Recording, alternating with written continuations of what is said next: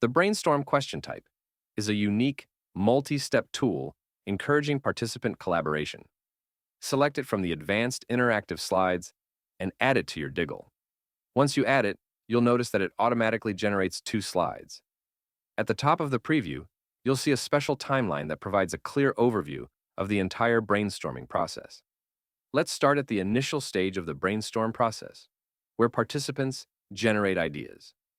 This is your main page, and just like other question types, you have the standard question field and custom reply settings.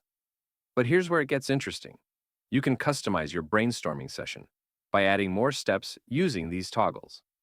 To guide the discussion, you can add your own suggestions to add your own ideas.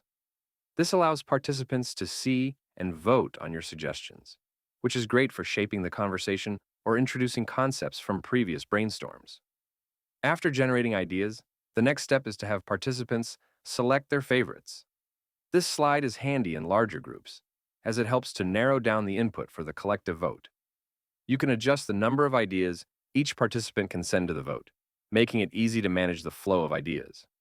Next up is the collective vote slide. Here, participants vote on their favorite suggestions and ideas from all the inputs. You can customize how they vote. Choose between a simple voting system with a set number of votes, or let them allocate points to their top picks.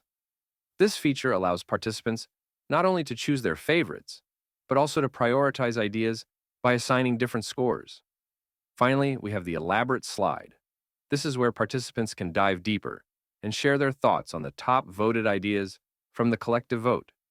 You can choose how many of the top ideas you'd like to elaborate on, allowing for focused discussions on the most popular suggestions. And that's how you use the brainstorm question type in Diggle. This feature makes it easy to collect, refine, and expand on ideas collaboratively, all within a structured and engaging process. If you found this tutorial helpful, be sure to subscribe for more Diggle tips and guides. Thanks for watching, and happy diggling!